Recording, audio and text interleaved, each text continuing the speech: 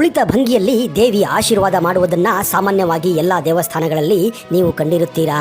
ಆದರೆ ಇಲ್ಲಿ ದೇವಿ ನಿಂತುಕೊಂಡೇ ಆಶೀರ್ವಾದ ಮಾಡುತ್ತಿದ್ದಾಳೆ.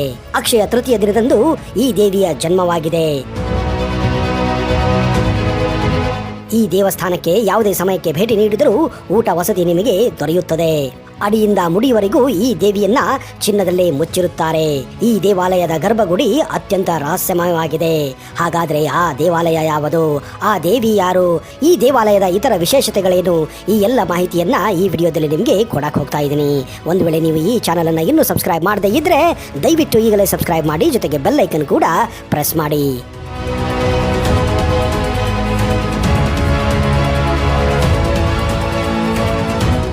ನಮಸ್ಕಾರ ಸ್ನೇಹಿತರೆ. ಚಿಕ್ಕಮಗಳೂರು ಜಿಲ್ಲೆಯ ಸಮೃದ್ಧ ಸಸ್ಯ ಶ್ಯಾಮಲೆಯ ಮಡಿಲಲ್ಲಿ ಜಲಧಾರೆಗಳ ನಡುವೆ ಭದ್ರಾ ನದಿಯ ತಟದಲ್ಲಿ ಅನಂತ ಪ್ರಕೃತಿಯ ಅನನ್ಯತೆಯಿಂದ ಮನಸ್ಸಿಗೆ ಮುದ ನೀಡುವ ಸುಂದರ ಘಟ್ಟ ಪ್ರದೇಶದಲ್ಲಿ ಇರುವ ಪುಣ್ಯಕ್ಷೇತ್ರದಲ್ಲಿ ತಾಯಿಯ ಮೂಲ ಮೂರ್ತಿಯನ್ನು 100 ವರ್ಷಗಳ ಹಿಂದೆ ಅಗಸ್ತ್ಯ ಮಹರ್ಷಿಗಳು ಪ್ರತಿಷ್ಠಾಪಿಸಿದ್ದಾರೆ.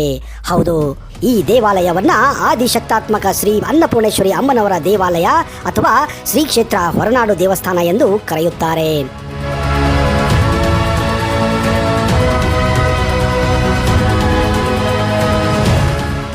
ಅನ್ನಪೂರ್ಣ ಅಂದರೆ ಸಂಪೂರ್ಣ ಅಥವಾ ಪರಿಪೂರ್ಣ ಆಹಾರ. ಶ್ರೀ ಅನ್ನಪೂರ್ಣೇಶ್ವರಿ ದೇವಿಯು ಶಿವನ ಪತ್ನಿ ಪಾರ್ವತಿ ದೇವಿಯ ಅವತಾರ ಎಂದೇ ನಂಬಲಾಗಿದೆ. ರುದ್ರಯ ಮಾಲಾ, ಅನ್ನಪೂರ್ಣ ಮಾಲಿನಿ, ನಕ್ಷತ್ರ ಮಾಲಿಕಾ, ಶಿವರಹಸ್ಯ ಮತ್ತು ಅನ್ನಪೂರ್ಣ ಕವಚ ಮುಂತಾದ ಹಲವಾರು ಪುರಾತನ ಗ್ರಂಥಗಳಲ್ಲಿ ದೇವಿ ಅನ್ನಪೂರ್ಣೆಯನ್ನು ಸ್ತುತಿಸಲಾಗಿದೆ. ದಂತಕಥೆಗಳ ಪ್ರಕಾರ ಶಿವ ಮತ್ತು ಅನ್ನಪೂರ್ಣಳಾಗಿ ಆಹಾರದ ದೇವತೆಯಾದ ಆತನ ಪತ್ನಿ ಪಾರ್ವತಿಯ ನಡುವೆ ವಾಗ್ವಾದ ಉಂಟಾಗುತ್ತದೆ. ಶಿವನು ಆಹಾರ ಸೇರಿದಂತೆ ಪ್ರಪಂಚದ ಎಲ್ಲವನ್ನೂ ಮಾಯೆ, ಭ್ರಮೆ ಎಂದು ಘೋಷಿಸುತ್ತಾನೆ. ಆಹಾರವು ಭ್ರಮೆಯಲ್ಲ ಎಂದು ಸಾಬೀತುಪಡಿಸಲು ಪಾರ್ವತಿಯು ಕಣ್ಮರೆಯಾದಳು. ಇದರ ಪರಿಣಾಮವಾಗಿಯೇ ಪ್ರಕೃತಿಯು ಸ್ಥಿರವಾಗುತ್ತದೆ. ಹವಾಮಾನ ಬದಲಾಗಲಿಲ್ಲ, ಸಸ್ಯಗಳು ಬೆಳೆಯಲಿಲ್ಲ. ಪರಿಣಾಮವಾಗಿ ಪ್ರಪಂಚದಲ್ಲಿ ಬರಗಾಲ ಉಂಟಾಯಿತು. ಪ್ರಪಂಚದ ಮೇಲೆ ಕರುಣೆ ತೋರಿ ಪಾರ್ವತಿಯು ಕಾಣಿಸಿಕೊಂಡು ಎಲ್ಲರಿಗೂ ಆಹಾರವನ್ನು ಹಂಚುತ್ತಾಳೆ. ಅಂದಿನಿಂದಲೇ ಅವಳು ಅನ್ನಪೂರ್ಣೇಶ್ವರಿಯಾಗುತ್ತಾಳೆ.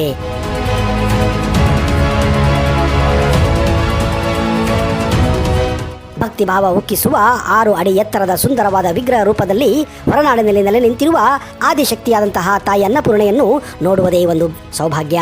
ಇದೇ ಕಾರಣ ಕವಿ ಕಣ್ಣು 100 ಸಾಲದು ಅನ್ನಪೂರ್ಣೆಯ ನೋಡಲು, ನಾಲಿಗೆ 1000 ಸಾಲದು ಈಶ್ವರಿ ನಿನ್ನನ್ನು ಹೊಗಳಲು ಎಂದು ಹಾಡಿ ಹೊಗಳಿದ್ದಾರೆ.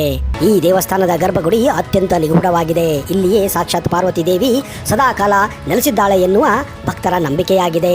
ಜೊತೆಗೆ ಶಿವನು ಪಾರ್ವತಿಯನ್ನು ಭೇಟಿ ಮಾಡಲು ಪ್ರತಿ ರಾತ್ರಿ ಇಲ್ಲಿ ಬರುತ್ತಾನೆ ಎನ್ನುವ ಐತಿಹ್ಯ ಕೂಡ ಇದೆ. ಅನ್ನಪೂರ್ಣೇಶ್ವರಿ ದೇವಿಯನ್ನು ಇಲ್ಲಿ ಪೀಠದ ಮೇಲೆ ನಿಂತಿರುವ ಭಂಗಿಯಲ್ಲಿ ನೀವು ಕಾಣಬಹುದು. ತಾಯಿ ತನ್ನ 4 ಕೈಗಳಲ್ಲಿ ಶಂಖ, ಚಕ್ರ, ಶ್ರೀಚಕ್ರ ಮತ್ತು ದೇವಿ ಗಾಯತ್ರಿಯನ್ನು ಹಿಡಿದಿದ್ದಾಳೆ. ಈ ವಿಗ್ರಹವು ತಲೆಯಿಂದ ಪಾದದವರೆಗೆ ಚಿನ್ನದ ಹೊದಿಕೆಯಿಂದ ಮುಚ್ಚಲ್ಪಟ್ಟಿದೆ. ಈಗಿರುವ ಶಂಖ, ಚಕ್ರ, ಶ್ರೀಚಕ್ರ ಹಿಡಿದಿರುವ ಚತುರ್ಭುಜೆಯಾದ ಈ ತಾಯಿಯ ಮೂರ್ತಿಯನ್ನು ತಮಿಳುನಾಡಿನ ಶಂಖಕೋಟೆಯಿಂದ 1973ರಲ್ಲಿ ಪ್ರತಿಷ್ಠಾಪಿಸಲಾಗಿದೆ. 6 ಅಡಿ ಎತ್ತರದ ವಿಗ್ರಹದ ಕೆಳಭಾಗದಲ್ಲಿ ಮೂಲ ದೇವತೆಯ ಮೂರ್ತಿ ಇದೆ ಎಂದು ನಂಬಲಾಗಿದೆ. ಇದು ಈ ಗರ್ಭಗುಡಿಯ ಅತಿ ದೊಡ್ಡ ರಹಸ್ಯವಾಗಿದೆ. ಅಕ್ಷಯ ತದಿಗೆ ಅಥವಾ ಅಕ್ಷಯ ತೃತೀಯವು ಈ ದೇವಾಲಯದಲ್ಲಿ ಆಚರಿಸುವ ಪ್ರಮುಖ ಹಬ್ಬವಾಗಿದೆ. ಈ ದಿನ ಅನ್ನಪೂರ್ಣೇಶ್ವರಿಯ ಜನ್ಮದಿನವೆಂದು ನಂಬಲಾಗಿದೆ. ಈ ದಿನವು ತ್ರೇತಾಯುಗದ ಆರಂಭ ಹಾಗೂ ಚಳಿಗಾಲದ ಅಂತ್ಯ ಮತ್ತು ಬೇಸಿಗೆಯ ಆರಂಭ ಎಂದು ತಿಳಿಸಲಾಗುತ್ತದೆ.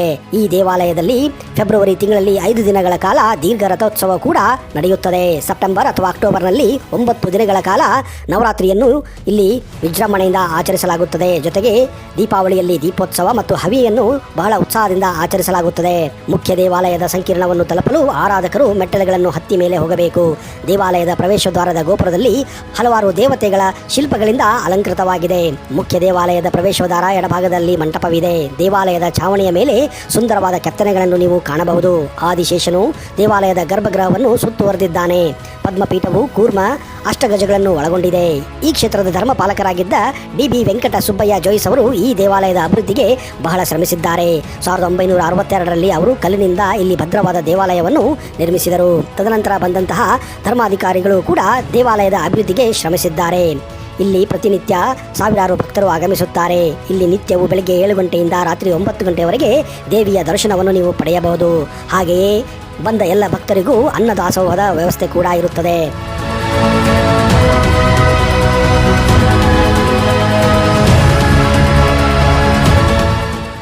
ಈ ಕ್ಷೇತ್ರದಲ್ಲಿ ದೇವಿಯ ಪಾದದ ಬಳಿಯೇ ನಿಂತು ಅತಿ ಹತ್ತಿರದಿಂದ ದೇವಿ ಅನ್ನಪೂರ್ಣೇಶ್ವರಿಯ ದರ್ಶನವನ್ನು ನೀವು ಮಾಡಬಹುದು. ಹೊರನಾಡಿನ ದೊಡ್ಡ ಮನೆ ಪಾಳೆಗಾರ ಮನೆತನದ ಕುಲದೇವತೆಯೂ ಆಗಿರುವ ತಾಯಿ ಹೊರನಾಡಿನ ಸುತ್ತಮುತ್ತಲ ಪ್ರದೇಶದ ಜನರ ಅಧಿದೇವತೆಯಾಗಿದ್ದಾಳೆ. ಹಾಗೆಯೇ ಇಲ್ಲಿನ ರೈತರು ತಾವು ಬೆಳೆದ ಮೊದಲ ಫಸಲನ್ನು ತಾಯಿಯ ಸನ್ನಿಧಿಗೆ ಒಪ್ಪಿಸಿ ತಮ್ಮನ್ನು ರಕ್ಷಿಸೆಂದು ಕೋರುತ್ತಾರೆ. ಅಂದ ಹಾಗೆ ಹೊರನಾಡು ರಾಜ್ಯದ ರಾಜಧಾನಿ ಬೆಂಗಳೂರಿನಿಂದ ಸುಮಾರು 314 ಕಿಲೋಮೀಟರ್ ದೂರದಲ್ಲಿದೆ. ಹಾಗೆಯೇ ಹೊರನಾಡಿಗೆ ರಾಜ್ಯದ ನಾನಾ ಭಾಗಗಳಿಂದ ನೇರ ಬಸ್ ಸೌಕರ್ಯ ಕೂಡ ಇದೆ. ಹೊರನಾಡಿನಿಂದ ಶಾರದಾ ಪೀಠ ಅಂದರೆ ಶೃಂಗೇರಿ ಕೇವಲ 49 ಕಿಲೋಮೀಟರ್ ದೂರದಲ್ಲಿದೆ. ಹಾಗೆಯೇ ಕಾಫಿಯ ಕಣಜ ಚಿಕ್ಕಮಗಳೂರಿನಿಂದ 88 ಕಿಲೋಮೀಟರ್ ದೂರದಲ್ಲಿದೆ. ಇನ್ನು ದಾನ ಧರ್ಮಗಳ ಧರ್ಮಕ್ಷೇತ್ರ ಧರ್ಮಸ್ಥಳದಿಂದ ಹೊರನಾಡು ಕೇವಲ 90 ಕಿಲೋಮೀಟರ್ ದೂರದಲ್ಲಿದೆ. ಅನ್ನದೇವತೆಯ ವಾತಾವರಣದಲ್ಲಿ ಇಲ್ಲಿ ಊಟ ವಸತಿ ಸಮಸ್ಯೆಯೇ ಇಲ್ಲ. ಆದಿಶಕ್ತಿ ಅನ್ನಪೂರ್ಣೇಶ್ವರಿ ಅಮ್ಮನವರ ದೇವಸ್ಥಾನ ಆಡಳಿತ ಮಂಡಳಿಯೇ ಊಟ ಹಾಗೂ ವಸತಿ ವ್ಯವಸ್ಥೆಯನ್ನು ಮಾಡುತ್ತದೆ. ಇಲ್ಲಿ ಸುಸಜ್ಜಿತವಾದ ಪಾಕಶಾಲೆ ವಸತಿ ಗೃಹಗಳು ಕೂಡ ಇವೆ. ಭಕ್ತಾದಿಗಳಿಗೆ ಬೆಳಗಿನ ಉಪಹಾರ, ಮಧ್ಯಾಹ್ನದ ಊಟ ಹಾಗೂ ರಾತ್ರಿಯ ಭೋಜನ ವ್ಯವಸ್ಥೆ ಇರುತ್ತದೆ. ಒಪ್ಪತ್ತು ಊಟ ಮಾಡುವವರಿಗೆ ರಾತ್ರಿ ಫಲಹಾರದ ವ್ಯವಸ್ಥೆಯನ್ನು ಕೂಡ ಮಾಡಲಾಗುತ್ತದೆ. ಹೊರನಾಡಿನಲ್ಲಿ ರಾತ್ರಿ ಉಳಿಯಲು ಬಯಸುವರು ಮೊದಲೇ ಶ್ರೀ ಕ್ಷೇತ್ರ ಹೊರನಾಡು ದೇವಾಲಯದ ಅಧಿಕೃತ ವೆಬ್ಸೈಟ್ನಲ್ಲಿ ಅಥವಾ ದೂರವಾಣಿಯಿಂದ ಕರೆ ಮಾಡಿ ಇಲ್ಲಿರುವ ರೂಮ್ಗಳನ್ನು ನೀವು ಬುಕ್ ಮಾಡಬಹುದು. ಸ್ನೇಹಿತರೆ, ಒಂದು ವೇಳೆ ನೀವು ಧರ್ಮಸ್ಥಳ, ಚಿಕ್ಕಮಗಳೂರು, ಕುಕ್ಕೆ ಸುಬ್ರಹ್ಮಣ್ಯ ಹಾಗೂ ಶೃಂಗೇರಿಗೆ ಹೋದರೆ ತಪ್ಪದೆ ಹೊರನಾಡಿಗೆ ಭೇಟಿ ಕೊಡಿ. ಮುಂದಿನ ಸಂಚಿಕೆಯಲ್ಲಿ ಈ ದೇವಸ್ಥಾನದ ಬಗ್ಗೆ ಇನ್ನೂ ಹಲವಾರು ರೋಚಕ ವಿಷಯಗಳನ್ನು ಹೇಳುವ ಪ್ರಯತ್ನ ಮಾಡುತ್ತೇನೆ. ಅಲ್ಲಿಯವರೆಗೆ ಜೈ ಹಿಂದ್, ಜೈ ಕರ್ನಾಟಕ, ಜೈ ಅನ್ನಪೂರ್ಣೇಶ್ವರಿ.